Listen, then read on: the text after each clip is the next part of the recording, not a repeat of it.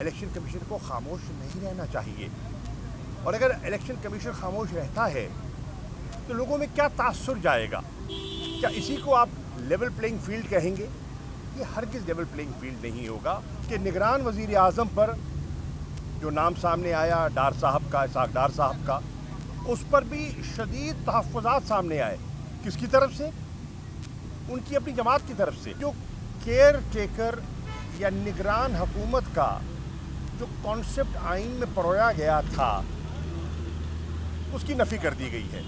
मौलाना गालिबन सिंध की हद तक कोई पीपल्स पार्टी के ख़िलाफ़ या पीपल्स पार्टी के बरक्स कोई जो अलायंस है उसको जमा करने की कोशिश कर रहे हैं। ख्वाजा आसिफ साहब जो कि एक सीनियर पार्लियामेंटेरियन हैं, इस वक्त मुल्क के वज़ीर दिफा हैं, उनकी गुफ्तगू आपने सुनी? कितनी गैर पार्लिमानी, कितनी गैर महज़्ज़ब गुफ्तगू थी। आज मैं एक मरतबा फिर हाज़िर हुआ हूँ इस्लामाबाद के एंटी टेररिस्ट कोर्ट पे।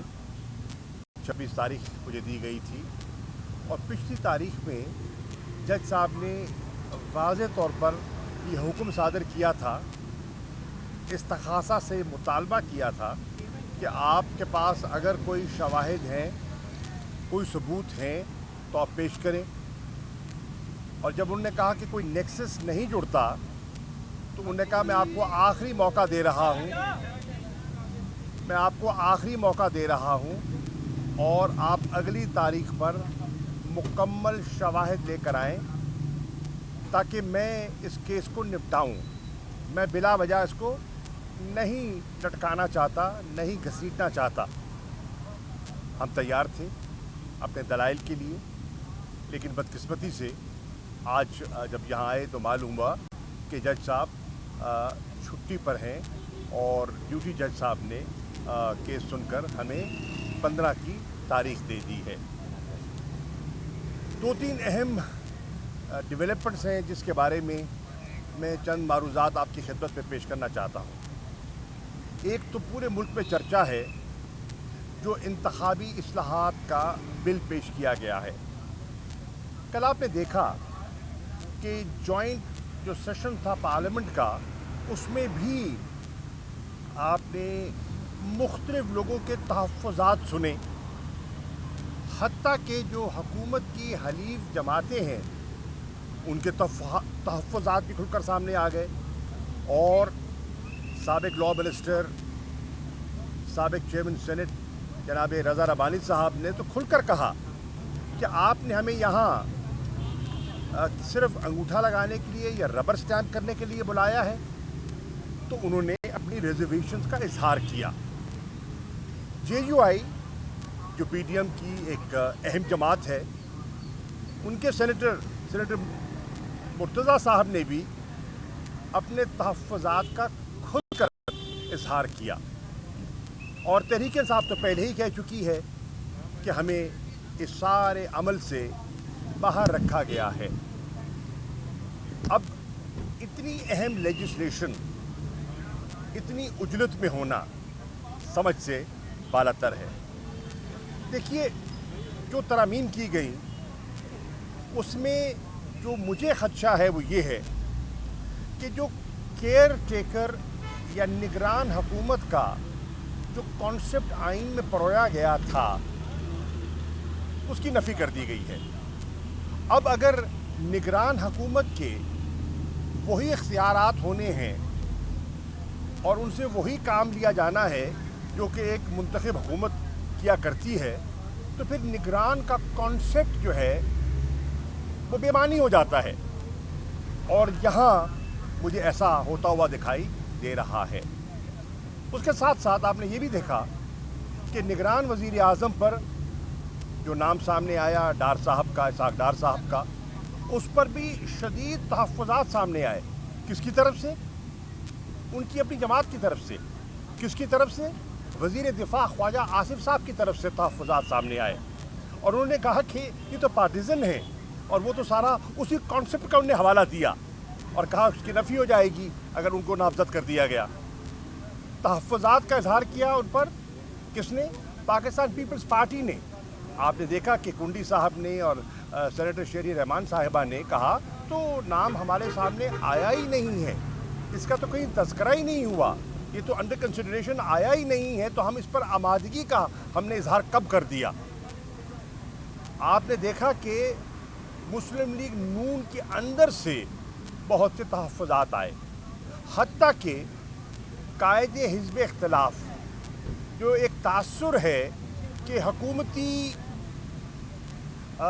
तकरीबन वो उनके हमनवा ही हैं, उन्होंने भी अपने एतराज़ात जो हैं वो उनका बयान किया और अपनी रिजर्वेशन का खुलकर बयान किया। अब ये है इस वक्त जो निगरान सेटअप जो है उसके बारे में जो इस वक्त गुफ्तगू हो रही है। मौलाना फजल रहमान साहब पीडीएम के सरबराह हैं और आपने देखा कि पिछले दिनों में वो कराची तशरीफ़ ले गए और उन्होंने वहाँ मुख्तलिफ़ नशिस्तें की, मुख्तलिफ़ सियासी क़यादतों से तबादला ख्याल हुआ और एक चीज़ जो वाज़ेह तौर पर सामने आई वो ये थी कि उन्होंने जितने हज़रात से वो मिले वो हज़रात थे जो पीपल्स पार्टी के मुखालिफ समझे जाते हैं।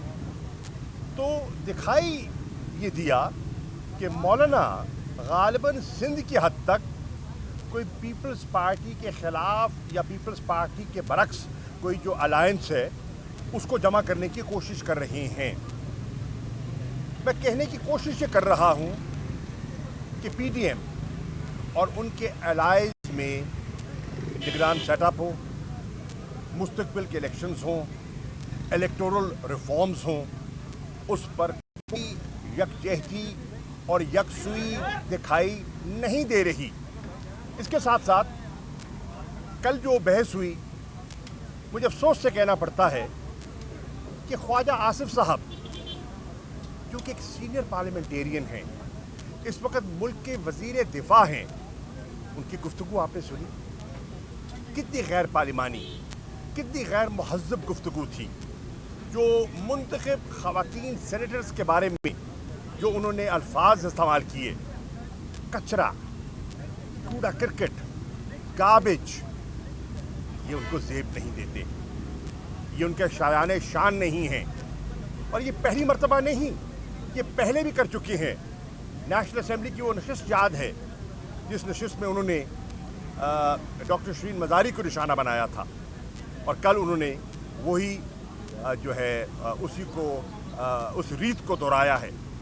अफसोस से कहना पड़ता है कि ये मुनासिब नहीं है और मैं उसकी मज़म्मत करना चाहूँगा, पुरज़ोर मज़म्मत करना चाहूँगा।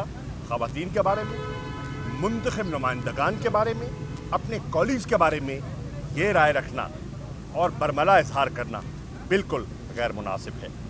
इसके साथ साथ मैं एक दो गुजारिशात और करना चाहूँगा और वो है कि पूरी कौम देख रही है कि इस वक्त जो मईशत की कैफियत है,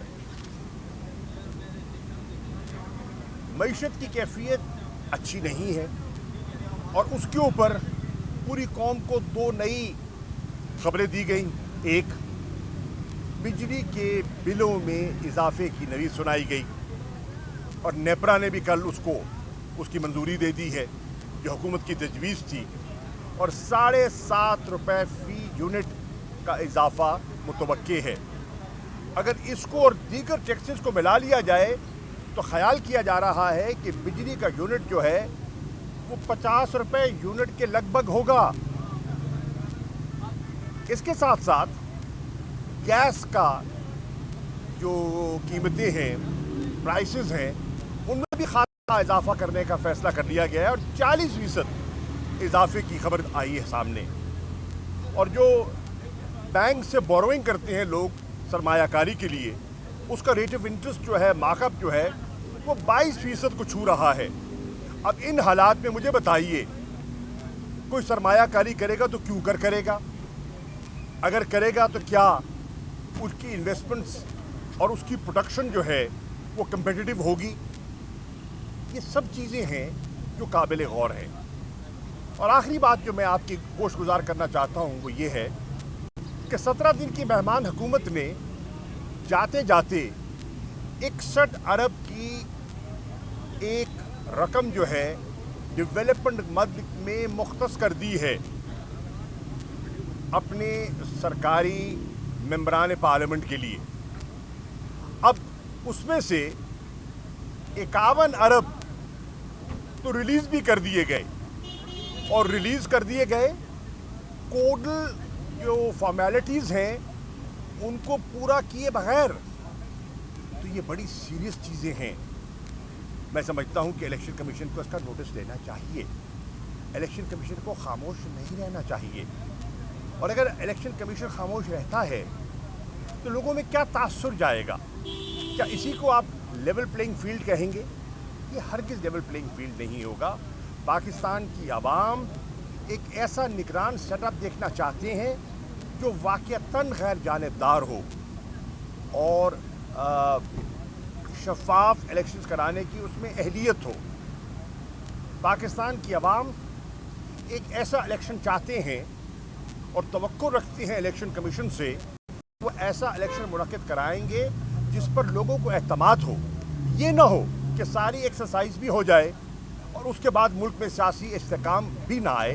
ये बहुत बड़ी इस मुल्क के साथ और सियासी अमल के साथ ये एक बहुत बड़ा एक सानिया होगा। Thank you.